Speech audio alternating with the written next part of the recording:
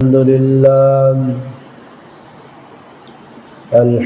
لله نحمده ونستعينه ونستغفره ونؤمن به ونتوكل عليه ونعوذ بالله من شرور أنفسنا ومن سيئات أعمالنا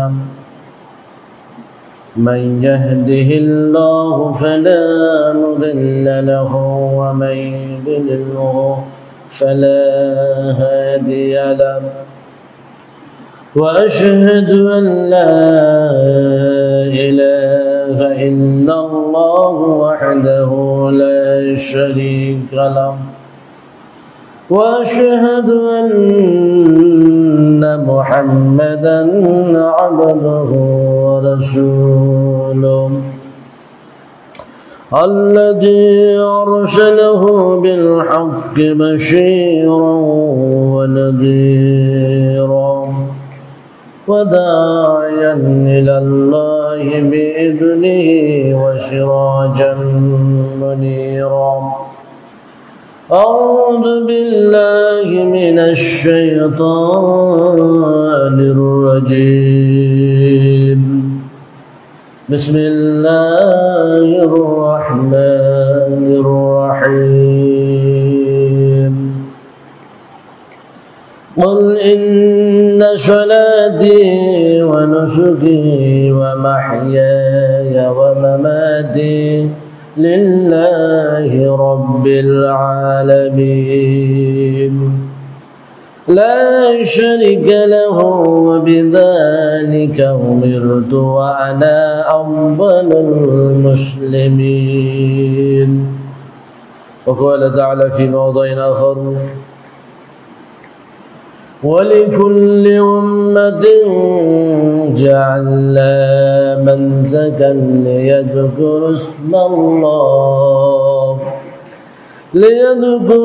الله على ما رزقهم من بهيمة الأنعام فإلهكم إله واحد فله أسلموا وبشر المخبتين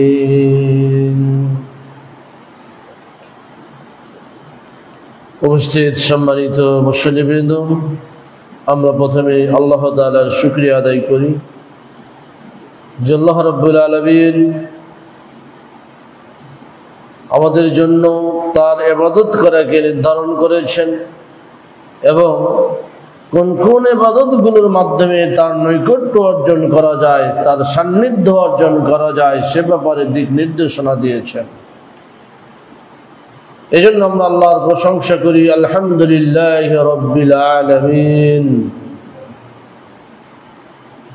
অতঃপর দরুদ ও সালাম বর্ষিত হোক বিশ্ব মানবতার মুক্তির দূত সাইয়্যিদুল মুরসালিন মুহাম্মদুর রাসূলুল্লাহ সাল্লাল্লাহু আলাইহি ওয়াসাল্লামের প্রতি, যে রাসূল আল্লাহর নৈকট্য অর্জন কিভাবে করা যায়, কোন পন্থায় করা যায়, কোন ইবাদতগুলোর মাধ্যমে করা যায় সেটা বলে দিয়েছেন, যার মধ্যে অন্যতম একটি হচ্ছে কুরবানি, উযহিয়া।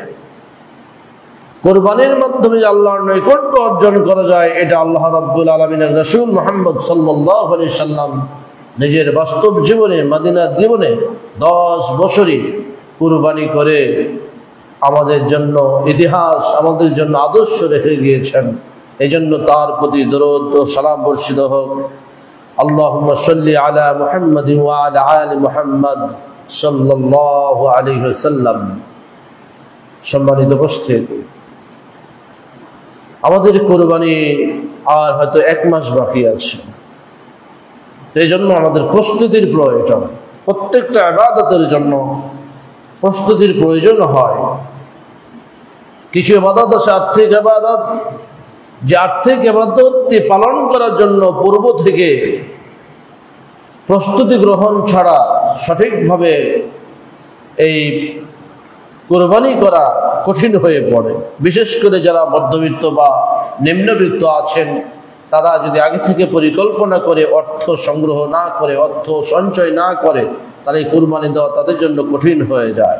এই জন্য আগে থেকে প্রস্তুতি নিতে হবে, বিধান জানতে হবে, কেন কুরবানি আমরা করব, কেন করতে হবে, এই বিষয়গুলো আমরা যখন জানবো, কোন প্রাণীগুলো কুরবানি করা যাবে, কোনগুলো করা যাবে না, এগুলো বিষয় যখন আমরা জানবো, তখন আমাদের অর্থ সঞ্চয়ের, অর্থ জমা করার প্রবণতা বাড়বে এবং আমরা কুরবানির পূর্ণ প্রস্তুতি নিতে পারবো এবং এই ইবাদত পালনের মাধ্যমে আমরা আল্লাহর নৈকট্য এবং সান্নিধ্য অর্জন করতে পারবো ইনশাআল্লাহ। সম্মানিত উপস্থিতি, কুরবানির গুরুত্ব অপরিসীম। ইসলামের যে সকল শেয়ার আছে, যে সকল আলামত, যে সকল চিহ্নের মাধ্যমে মুসলমানদেরকে চেনা যায়, তার মধ্যে কুরবানি অন্যতম। পৃথিবীতে যেখানে মুসলমান আছে দেখবেন কুরবানির দিন, ঈদুল আজহার দিন সবাই এই একটি পশু জবাই করে আল্লাহর সন্তুষ্ট অর্জন করার চেষ্টা করে। এটা একটা শেয়ার, সবাই বুঝতে পারে যে আজকে মুসলমানদের হয়, বৌদ্ধ, খ্রিস্টান, হিন্দু, ইহুদি সবাই জানবে যে আজকে মুসলমানের একটা আনন্দ উদযাপন করতেছে এবং তাদের প্রভু আল্লাহকে সন্তুষ্ট করার জন্য পশু জবাই করছে। এটা একটা শেয়ার, এই শেয়ার পালন করাটা কর্তব্য। কোরবানি করা ওয়াজিব না সুন্নত না মুস্তাহাব, এই মাসালার দিকে না গিয়ে এটা যে একটা ইসলামের শেয়ার, গুরুত্বপূর্ণ একটি ইবাদত। মদিনার জীবনে রাসূল সাল্লাল্লাহু আলাইহি সাল্লাম 10 বছরেই কুরবানি করেছেন, সাহাবায়ে কেরামকে করার জন্য নির্দেশনা দিয়েছেন এবং হুমকি দিয়েছেন যারা কুরবানি করবে না তারা যেন ঈদগাহে না আসে। বিদায় হাজার ভাষণে স্পষ্টভাবে তিনি বলেছেন যে প্রত্যেক পরিবারের পক্ষ থেকে একটি করে প্রাণী কুরবানির বিধান রয়েছে। এই যে গুরুত্বপূর্ণ কথাগুলো বলেছেন, করেছেন, সেগুলোর প্রতি খেয়াল রেখে আমাদের প্রতি বছরে কুরবানি করার চেষ্টা করতে হবে। কুরবানি যার যেমন সামর্থ্য আছে সে সেভাবে করবে।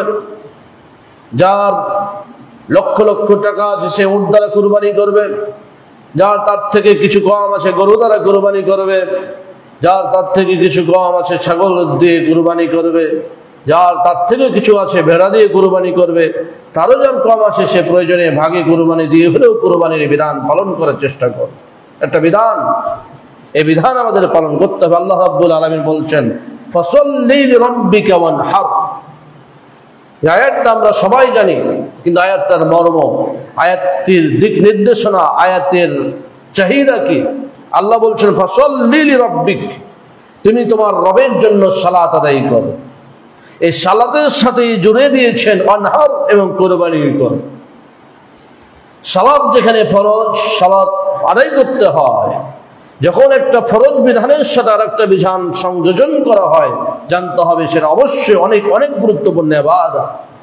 আল্লাহ রাব্বুল আলামিন এই ছোট্ট সূরার একটি ছোট্ট আয়াতে বলছেন ফাসাল্লি লিরাব্বিকা ওয়ানহার, তোমার রবের জন্য তুমি সালাত আদায় করো এবং কুরবানি করো। সুতরাং এই আয়াত থেকে স্পষ্টভাবে বোঝা যায় কুরবানি একটি গুরুত্বপূর্ণ ইবাদত, যে কুরবানিকে, যে উযহিয়াকে আল্লাহ রাব্বুল আলামিন সালাতের সাথে সাথে উল্লেখ করেছেন।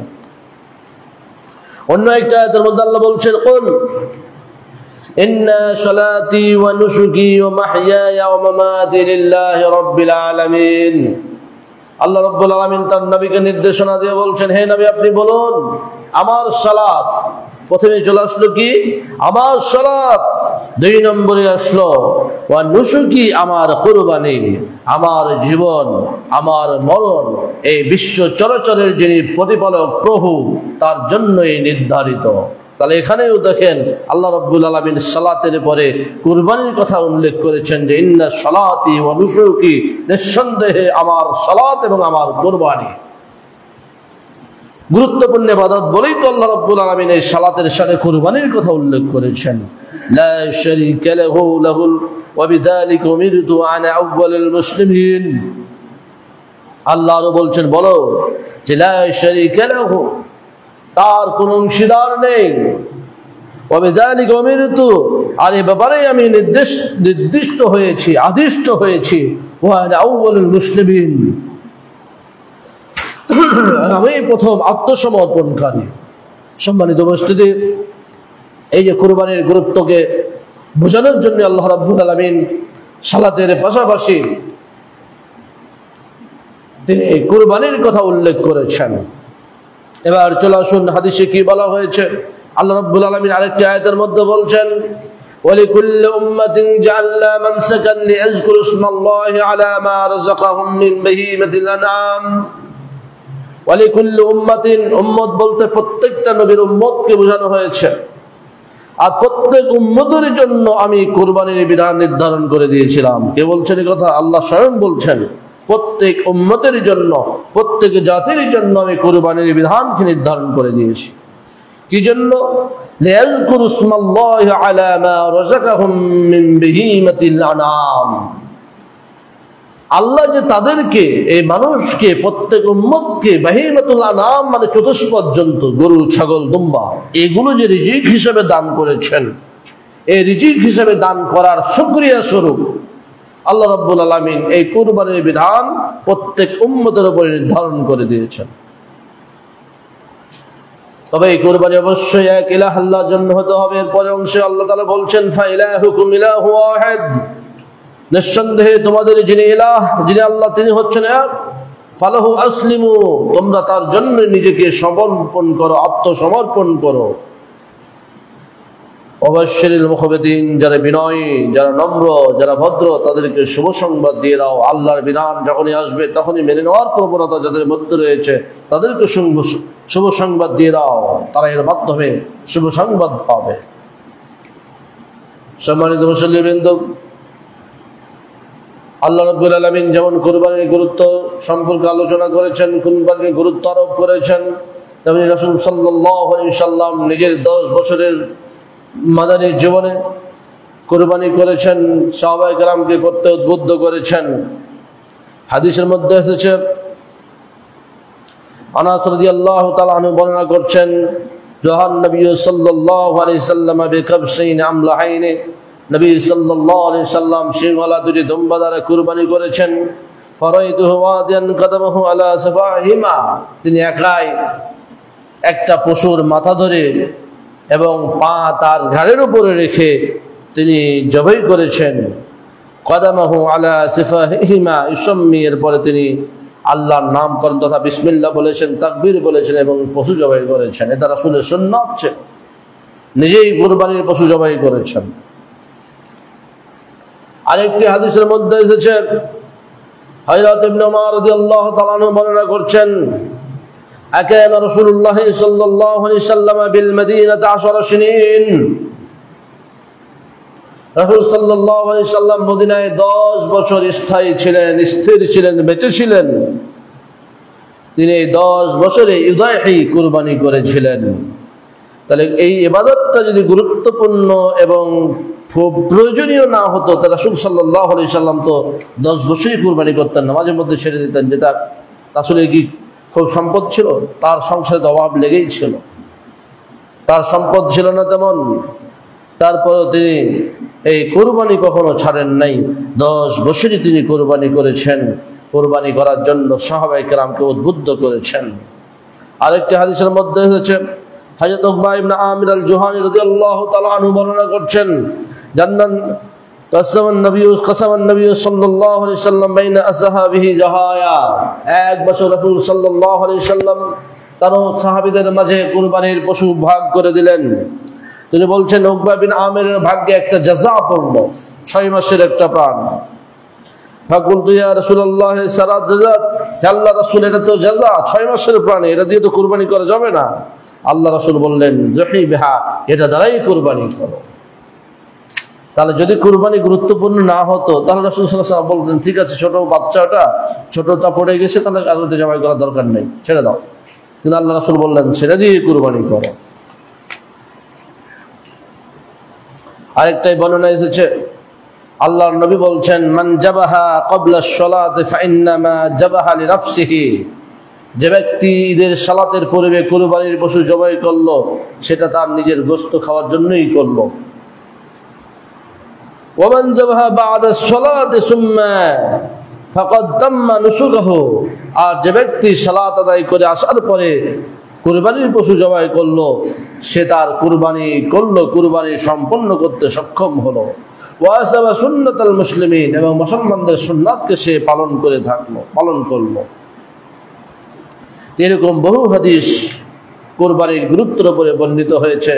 রাসূল সাল্লাল্লাহু আলাইহি সাল্লাম একটি হাদিসের মধ্যে বলছেন, তিনি সাহাবায়ে কেরামকে সতর্ক করছেন, অন্যান্যদেরকে সতর্ক করে বলছেন, মান কানা লাহু শাআতুন ওয়া লা ইউদাহি ফালা ইয়াকরাবান্না মুসাল্লানা, যার কুরবানি করার মতো আর্থিক সামর্থ্য রয়েছে, যার কুরবানি করার মতো প্রস্তুতি নেওয়ার পরিকল্পনা করার সামর্থ্য রয়েছে, অথচ কুরবানি করল না, আল্লাহর নবী তাদেরকে সতর্ক করে দিয়ে বলে দিলেন, ফালা ইয়াকরাবান্না মুসাল্লানা, সে যেন আমাদের কুরবানির ঈদগাহে সালাতে না আসে, সে যেন আমাদের সাথে ঈদগাহে সালাতে না আসে, সতর্ক করে দিলেন।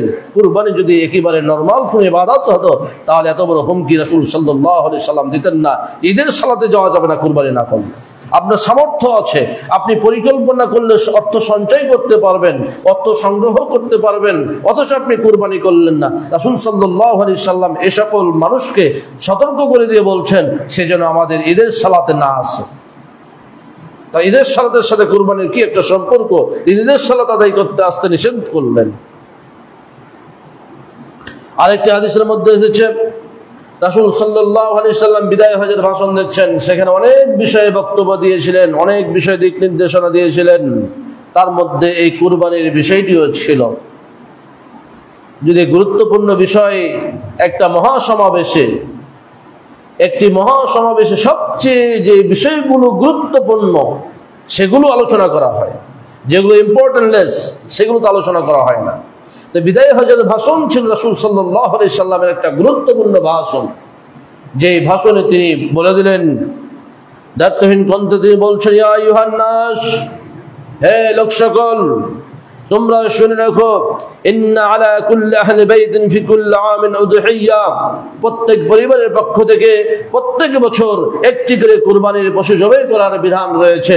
এই লোক সকল, প্রত্যেক পরিবারের পক্ষ থেকে একটি করে কুরবানির পশু জবাই করার বিধান রয়েছে। এই কথা রাসূল সাল্লাল্লাহু আলাইহি সাল্লাম বিদায় হজের ভাষণে বললেন, যার দ্বারা উদ্দেশ্য ছিল এটি একটা গুরুত্বপূর্ণ ইবাদত। ইবাদত ছাড়া যাবে না, ইবাদত বর্জন করা যাবে না। যার সামর্থ্য আছে সে অবশ্যই দেবে, এবং যার সামর্থ্য নেই সে দেবে না। সাহাবায়ে কেরামের আমল থেকেও এর গুরুত্ব পাওয়া যায়। হযরত জুনদুব ইবনে সুফিয়ান আল-বাজালি রাদিয়াল্লাহু তাআলা আনহু বলছেন, শাহিদতুন নবী সাল্লাল্লাহু আলাইহি সাল্লাম ইয়াওমান নাহারে, কুরবানির দিন আমি আল্লাহর রাসূলের সাথে সাক্ষাৎ করলাম, এবং তখন আমি শুনতে পেলাম তিনি বলছিলেন, মান জাবা কাবলা ইউসাল্লি ফালঈদ মাকানাহা উখরা, যে ব্যক্তি ঈদের সালাতের পূর্বে কোনো কারণে বিধান না জানার কারণে কুরবানির পশু জবাই করে ফেলেছে, সে যেন কুরবানির সালাত পড়ে আরেকটা প্রাণী কিনে সে যেন কুরবানি দেয়। তো কুরবানি যদি গুরুত্বপূর্ণ না হয়, তাহলে আবার কেন দিতে বললেন? একটা লোক ভুল করে আগে জবাই করে ফেলেছে, আগে জবাই করে ফেলে, সেটা তো ভুল হয়ে গেছে। গোস্ত তো তার বাড়িতে মজুদ, সন্তানের তো গোস্ত খেতে পাচ্ছে, স্ত্রী গোস্ত খেতে পাচ্ছে, পরিবার গোস্ত খেতে পাচ্ছে, কিন্তু রাসূল সাল্লাল্লাহু আলাইহি সাল্লাম এই কুরবানিটাকে কুরবানি হিসাবে গণ্য করলেন না, কারণ বিধান অনুযায়ী হয় নাই। তিনি কি বললেন? যে ফালউদ মাকানাহা উখরা, সে যেন তার স্থানে আরেকটি কুরবানির পশু জবাই করে। ওমাল্লাম ইসবা ফাল ইসবা, এরপরে তিনি যেটা বললেন, যারা এখনো জবাই করেনি সে যেন তারা যেন এখন জবাই করে। বিদ্যান বলছে ওয়া যাহিরুল ওজুব, এই হাদিস দ্বারা এই প্রমাণ হয় কুরবানি যখন আবার করতে বলছে, তাহলে এই কুরবানির বিধানটা ওয়াজিবের মতো ওয়াজিব। আরেকটি হাদিসে রাসূল সাল্লাল্লাহু আলাইহি সাল্লাম অনুরূপ আরেকটি কথা বলছেন, ফাল ইজবা শাতান মাকানাহা, এর স্থানে সে যেন অবশ্যই আরেকটি ছাগল জবাই করে, তাহলে তার কুরবানি হবে, অন্যথায় তার কুরবানি হবে না। সুতরাং এই কুরবানি হচ্ছে গুরুত্বপূর্ণ একটি ইবাদত। এই ইবাদত পালন করার জন্য আমাদেরকে সর্বোচ্চ চেষ্টা করতে হবে, অর্থ সংগ্রহ করতে হবে, আগে থেকে অর্থ জমাতে হবে, পরিকল্পনা করতে হবে যে আমি কিভাবে অর্থ জমালে আমি কুরবানির সময় আস্তে আস্তে একটি পশু জবাই করার জন্য উপযুক্ত অর্থ আমি সংগ্রহ করতে পারবো, একটি পশু কুরবানি দেওয়ার জন্য আমি একটা অর্থ সংগ্রহ করতে পারবো, সঞ্চয় করতে পারবো। এই পরিকল্পনা আগে থেকে করতে হবে। আরেকটি হাদিসের মধ্যে এসেছে রাসূল সাল্লাল্লাহু আলাইহি ওয়াসাল্লাম ঈদের খুতবা দিচ্ছেন, বাদাস সালাতের পরে তারপরে তিনি বলছেন, মান সাল্লা সালাতানা ওয়া নাসাকা নুসুকানা, যে ব্যক্তি আমাদের সাথে সালাত আদায় করলো এবং আমাদের মতো কুরবানির বিধান পালন করলো, ফাকাত আসাবান নুসুকা, সে সত্যিকার অর্থে কুরবানির বিধান পালন করলো। ওমান নাসাকা ক্বাবলা সালাতে, আজ ব্যক্তি সালাতের পূর্বেই কুরবানির পশু জবাই করে ফেললো, ফাতিলকা শাআতু লাহমিন, সেটা গোশত খাওয়ার ছাগল হিসেবেই গণ্য হবে, সেটা কুরবানি হিসেবে গণ্য হবে না। আবু বুরদা ইবনে নিয়ার রাদিয়াল্লাহু তাআলা দাঁড়িয়ে গেলেন, দাঁড়িয়ে গিয়ে বললেন, ইয়া রাসূলুল্লাহ ওয়াল্লাহি লাকাদ নাসাকতু ক্বাবলা আন আখরুজা ইলা সালাতে, হে আল্লাহর নবী, আল্লাহর কসম করে বলছি, আমি তো ঈদের সালাতে পড়তে আসার পূর্বেই কুরবানির পশু জবাই করে আমি ঈদের সালাতে এসেছি, গোশত একবারে প্রস্তুত করে আমি ঈদের সালাতে এসেছি, তাহলে আমার কুরবানির কি হবে? এবং কেন করেছি আমি? কারণ আমি তো জেনেছি ঈদুল ইয়াউমুল ঈদ আইয়াম আকলিন ওয়া শুরবিন ওয়া ফুরুহিন, এই ঈদের দিন তো হচ্ছে খাওয়ার দিন, ঈদের দিন হচ্ছে পান করার দিন, ঈদের দিন হচ্ছে আনন্দ করার দিন। সুতরাং আমি আনন্দ করার জন্য, আমি আমার পরিবার পরিজনকে নিয়ে আনন্দ করার জন্য আমি এই কুরবানির পশুটি ঈদের সালাতে যাওয়ার আগেই জবাই করে গোশত খেয়ে ফেলেছি। আল্লাহ রাসূল সাল্লাল্লাহু আলাইহি ওয়াসাল্লাম উনি আরো বললেন, ফাতাআজ্জালতু, আমি তাড়াহুড়া করে ফেলেছি এবং আমি নিজে খেয়েছি, আমার পরিবার এবং প্রতিবেশীদেরকেও খাইয়েছি। ফাকাল রাসূলুল্লাহ সাল্লাল্লাহু আলাইহি ওয়াসাল্লাম, তিলকা শাআতু লাহমিন, আল্লাহর নবী কোন ধরনের সন্দেহহীন ভাবে বলে ফেললেন, ওই পশুটি তোমার গোশত খাওয়ার পশু হিসাবে গণ্য হয়েছে, গোশত খাওয়ার পশু হিসাবে, এটা কুরবানির বিধান যে হয় নাই। তখন তিনি বললেন, ফাইন্না ইনদি আনাকা জাযাতিন, হে আল্লাহর রাসূল, তো আমার কাছে তো 6 মাসের একটা ছাগল আছে, এটা কি করব? এটা কি জবাই করে দেব?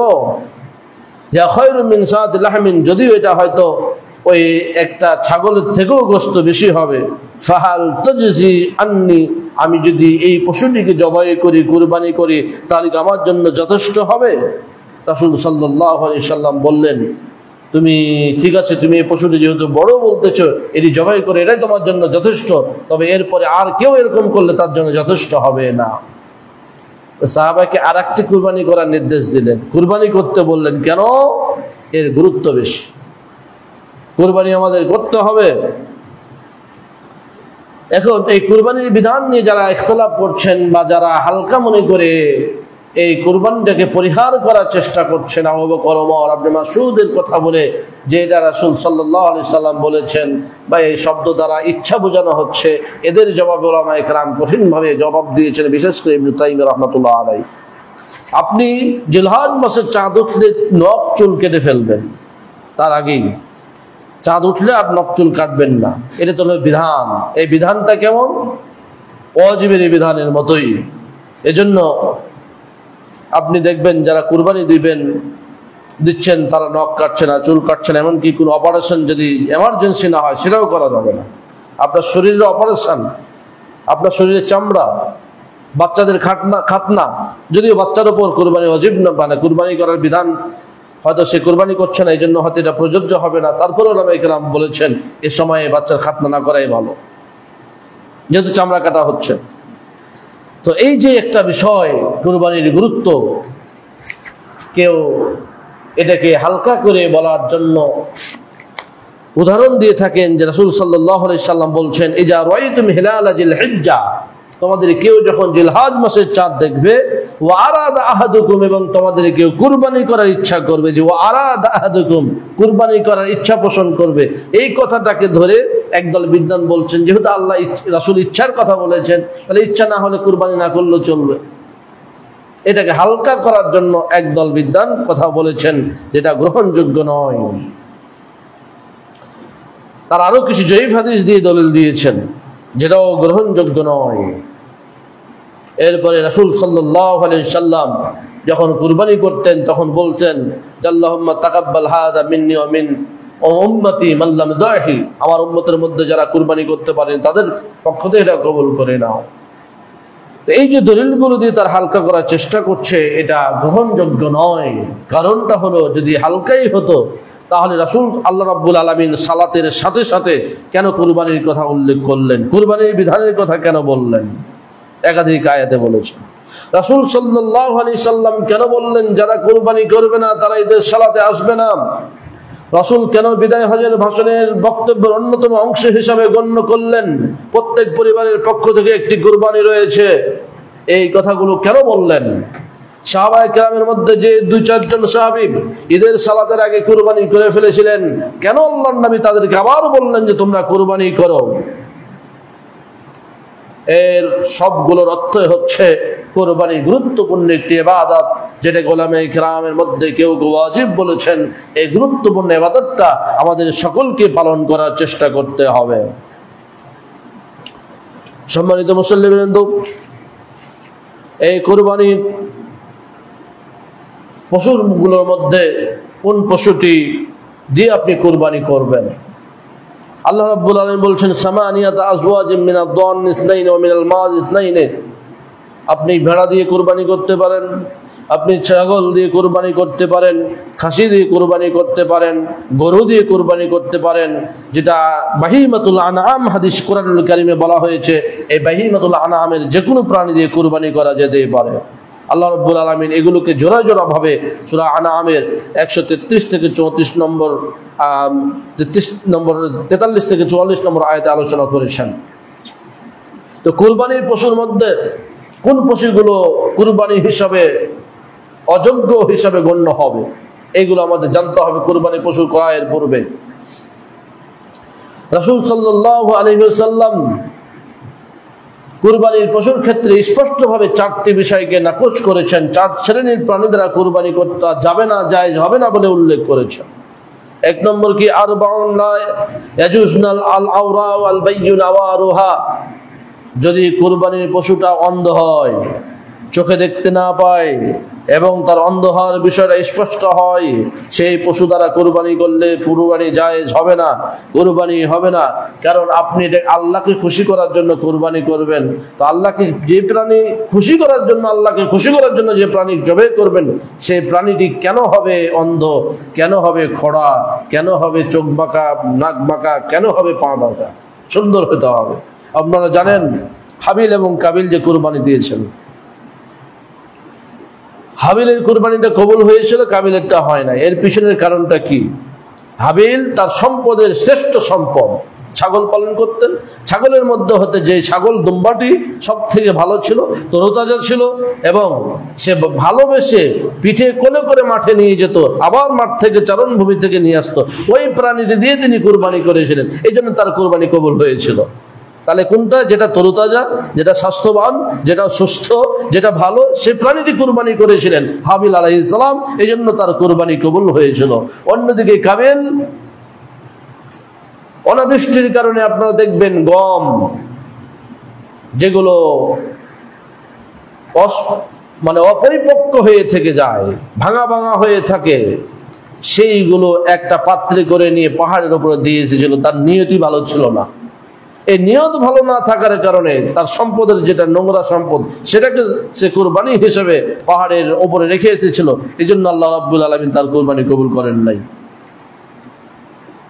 যেহেতু কুরবানি গুরুত্বপূর্ণ একটি ইবাদত, এই ইবাদত পালন করার জন্য পশুর যে বর্ণনা রাসূল সাল্লাল্লাহু আলাইহি সাল্লাম দিয়েছেন, সেই পশুর বর্ণনাগুলো আমাদের অনুসরণ করতে হবে।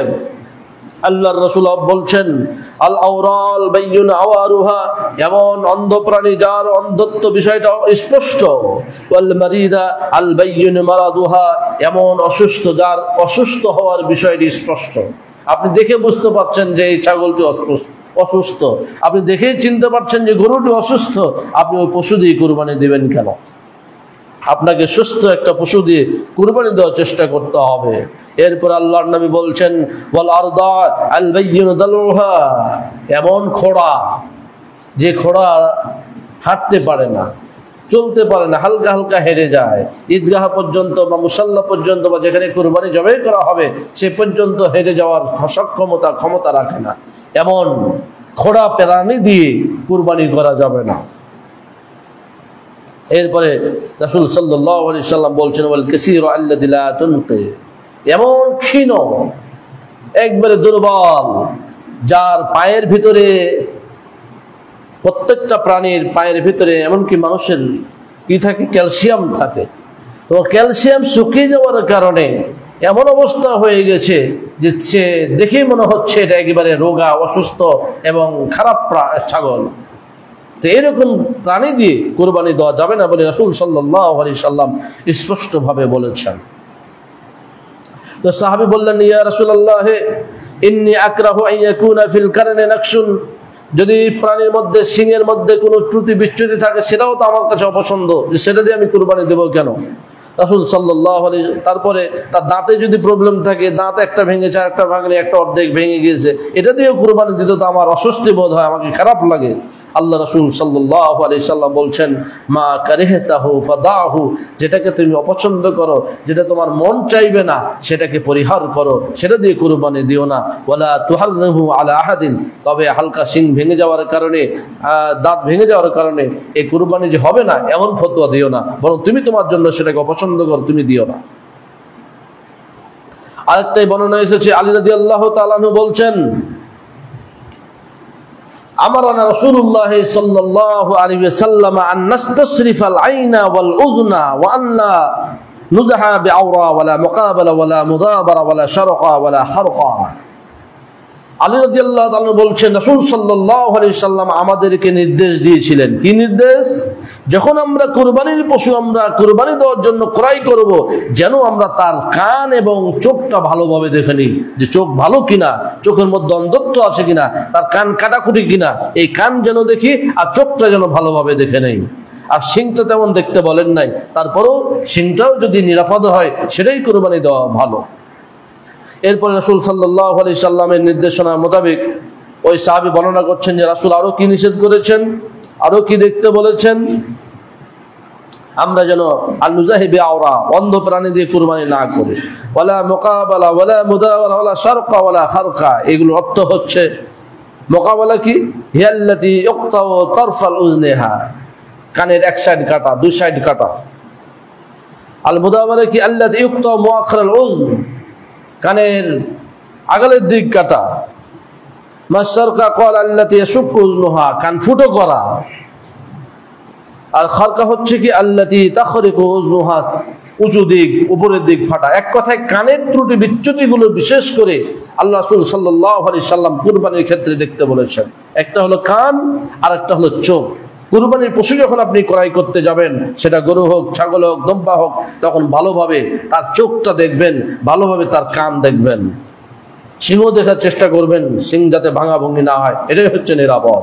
যদিও সিং হালকা ভাঙা থাকলে সেটা পশু দ্বারা কুরবানি হয়ে যাবে।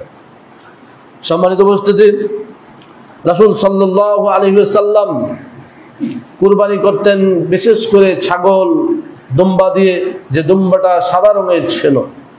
তবে ওই দুম্বাও তার পা কালো ছিল, তার হাত কালো ছিল, তার মুখমণ্ডলে কালো ছিল। রাসূল সাল্লাল্লাহু আলাইহি সাল্লাম এমন প্রাণী দিয়ে কুরবানি করেছেন, যেমন একটা হাদিসের মধ্যে এসেছে, আন্না রাসূলুল্লাহ সাল্লাল্লাহু আলাইহি সাল্লাম আমারা বিকাবশিন আকরানা ইউতাফ সাওয়াদিন, একটা সিংওয়ালা পশু দুম্বা আনতে বললেন। তার সে খেত কালো দিয়ে, সে হাঁটতো কালো দিয়ে, দেখতো কালো দিয়ে, অর্থাৎ তার চোখের অংশটুকু কালো ছিল, তার পায়ের নিচের অংশটুকু কালো ছিল, তার হাত পায়ের অংশটুকু কালো ছিল, তার পেটের নিচের অংশটুকু কালো ছিল। এরকম একটা পশু দিয়ে রাসূল সাল্লাল্লাহু আলাইহি সাল্লাম দুম্বা দিয়ে কুরবানি করেছিলেন। তিনি বললেন, ইসহাদিহা বিহাজারিন, তোমরা ছুরি প্রস্তুত করো। ফাফালাত সুম্মা আখাযাহা ওয়া আখাযাল কাবসা ফাযাহু, এরপরে তিনি সেই দুম্বাটিকে শুইয়ে দিলেন এবং জবাই করলেন। বললেন, বিসমিল্লাহি আল্লাহুম্মা তাকাব্বাল মিন মুহাম্মাদিন ওয়া আলি মুহাম্মাদ ওয়া আন উম্মাতি মুহাম্মাদিন সুম্মা দুহা, এরপর তিনি সেটাকে জবাই করলেন। সম্মানিত উপস্থিতি, কুরবানির পশুর মধ্যে কোন পশুটি উত্তম? উত্তম গরু, ছাগল, দুম্বা নাকি উট?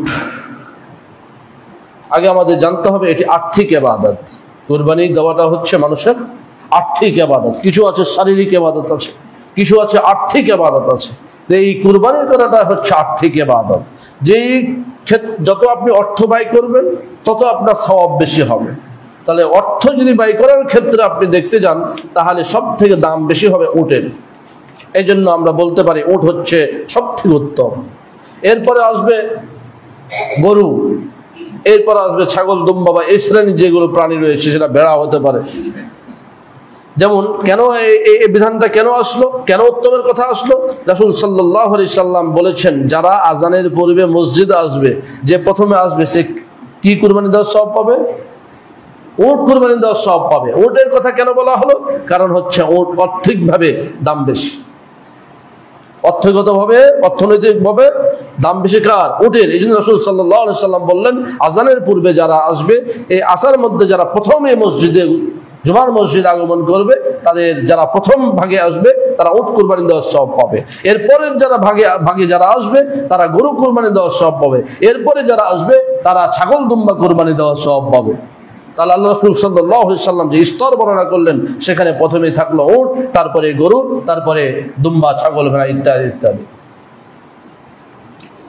তো রাসূল সাল্লাল্লাহু আলাইহি সাল্লামের পরে আরো বলেছেন, মুরগির কথা বলেছেন, ডিমের কথা বলেছেন, সেগুলো ভিন্ন বিষয়, সেগুলো দিয়ে কুরবানি হবে না। কিন্তু বাহিমাতুল আনাম হতে হবে, বাহিমাতুল আনাম, চতুষ্পদ জন্তু হতে হবে, গরু, ছাগল, দুম্বা ইত্যাদি ইত্যাদি।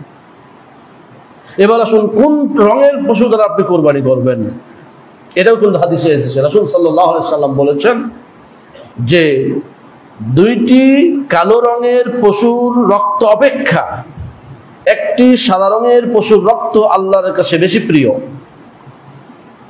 দুইটি কালো রঙের পশুর রক্ত অপেক্ষা একটি সাদা রঙের পশুর রক্ত আল্লাহ তাআলার কাছে অধিক প্রিয়। এজন্য উলামায়ে কেরাম বিদ্বানগণ হাদিসের ব্যাখ্যায় বিশ্লেষণ করে বলেছেন, কুরবানির ক্ষেত্রে উত্তম প্রাণী হচ্ছে সাদা রঙের প্রাণী, এরপরে সাদার সাথে মেটে হলুদ, লাল, এরপরে সর্বশেষে বলা হয়েছে কালো রঙের পশু। অর্থাৎ সব পশু দিয়ে কুরবানি করা যাবে, তবে এই সাদা রঙের পশুটাকে রাসূল সাল্লাল্লাহু আলাইহি সাল্লাম শ্রেষ্ঠ বলেছেন। আমাদের চেষ্টা করতে হবে শ্রেষ্ঠ প্রাণী দিয়ে কুরবানি করার। সম্মানিত উপস্থিতি, আরেকটি হাদিসের মধ্যে এসেছে, কেন আপনি দিবেন? আইয়ুল আমাল আফদাল, আল্লাহ রাসূলকে জিজ্ঞেস করা হলো, তখন বললেন ঈমানু বিল্লাহ, জিহাদু ফি সাবিলি। তারপরে বলো ফাআইয়ুর রিকাব আফদাল, দাস মুক্ত করা তো সওয়াবের কাজ, তো কোন দাস মুক্ত করলে বেশি নেকি হবে? তখন রাসূল সাল্লাল্লাহু আলাইহি সাল্লাম বললেন আলাহা সামানান, যে দাসের মুক্ত করতে গিয়ে যেখানে টাকা বেশি খরচ হবে সেখানে বেশি সওয়াব। কুরবানির ক্ষেত্রে একই বিষয়, আপনার অর্থ যেহেতু আর্থিক ইবাদত, এটা আপনি যে পশু কুরবানি করলে সম্পদ বেশি খরচ হবে, অর্থ বেশি খরচ হবে, সেই পশুতে বেশি সওয়াব হবে ইনশাআল্লাহ। সম্মানিত উপস্থিতি, এই যে কুরবানির গুরুত্ব নিয়ে আমরা আলোচনা করলাম, কুরবানির যে প্রয়োজনীয়তা নিয়ে আলোচনা করলাম, আমরা স্তরগুলো বর্ণনা করলাম। আপনি উট কুরবানি দেবেন, আপনার আর্থিক সামর্থ্য যদি থাকে আপনি উট দ্বারা কুরবানি করুন। আপনার যদি আর্থিক সামর্থ্য তার থেকে কম থাকে আপনি গরু দ্বারা কুরবানি করুন। যদি তার থেকে কম থাকে আপনি ছাগল, দুম্বা দিয়ে কুরবানি করুন। তার থেকে যদি সামর্থ্য কম থাকে তাহলে আপনি ভেড়া, এগুলো দাম সাধারণত তার থেকে কম, সেগুলো দিয়ে কুরবানি করুন। এরপরে যদি আপনার সামর্থ্য না থাকে, আরো কম সামর্থ্য, আপনি কুরবানি করুন, ভাগে কুরবানি করুন। একটা গরুতে 7 জন ভাগ করে 6-7 হাজার বা 10,000 টাকা দিয়ে হলেও আপনি কুরবানি করুন। এই কুরবানির বিধানটা পালন করার চেষ্টা করবেন। কেন করবেন? কারণটা হলো আল্লাহ রাব্বুল আলামিন যেখানে সালাতের কথা বলেছেন তার সাথে সাথে কুরবানির কথা বলেছেন। অর্থাৎ সালাত যেমন একটা গুরুত্বপূর্ণ ইবাদত, তার সাথে আলোচনা করার অর্থই হচ্ছে এই কুরবানি একটা গুরুত্বপূর্ণ ইবাদত। আর রাসূল সাল্লাল্লাহু আলাইহি সাল্লাম তো সতর্ক করে দিলেন যে যার সামর্থ্য আছে অথচ কুরবানি করলো না, সে যেন ঈদের ময়দানে ঈদগাহে না আসে। কত বড় সতর্কবাণী দিয়েছেন। আর বিদায় হজের ভাষণে যেখানে সব থেকে গুরুত্বপূর্ণ আলোচনা হয়েছিল, সেখানে রাসূল সাল্লাল্লাহু আলাইহি সাল্লাম বললেন, হে মুসলমানগণ, হে লোক সকল, তোমরা সতর্ক হও। তোমাদের জেনে রাখা উচিত প্রত্যেক পরিবারের পক্ষ থেকে প্রত্যেক বছর কুরবানির বিধান রয়েছে, একটি করে পশু জবাইয়ের বিধান রয়েছে। এই যে কথাগুলো রাসূল সাল্লাল্লাহু আলাইহি সাল্লাম আমাদেরকে বললেন, এজন্য আমাদের কুরবানি দেওয়ার চেষ্টা করতে হবে। এরপর রাসূল সাল্লাল্লাহু আলাইহি সাল্লামের যুগে যে সকল সাহাবায়ে কেরাম ঈদের সালাতের পূর্বে কুরবানি করে ফেলেছিলেন, তাদেরকে আবার কুরবানি করার নির্দেশনা দিয়েছিলেন। এই কথা প্রমাণ করে যে কুরবানি গুরুত্বপূর্ণ একটি ইবাদত। এই ইবাদত পালন করার জন্য আমাদের সার্বিক চেষ্টা করতে হবে, সর্বোচ্চ চেষ্টা করতে হবে। এমনকি উলামায়ে কেরাম বলেছেন, যাদের ঋণ পরিশোধ করার সামর্থ্য রয়েছে, অ্যাবিলিটি রয়েছে, তারা ঋণ করে হলেও কুরবানি দেবে। অতএব আসুন আমরা কুরবানির স্তর বিন্যাস যেভাবে করলাম, উত্তমতার ক্ষেত্রে যদি আপনি উট কুরবানি করতে পারেন উট করুন, না হলে আপনি গরু করুন, না হলে আপনি ছাগল দুম্বা করুন, না হলে ভেড়া করুন, না হলে অন্তত পক্ষে আপনি গরুর ভাগে হলেও আপনি কুরবানি করার চেষ্টা করুন, আল্লাহ তাআলার পক্ষ থেকে ইবাদত পালন করার চেষ্টা করুন। আল্লাহ রাব্বুল আলামিন আমাদের সকলকে তৌফিক দান করুন। আল্লাহুম্মা আমিন।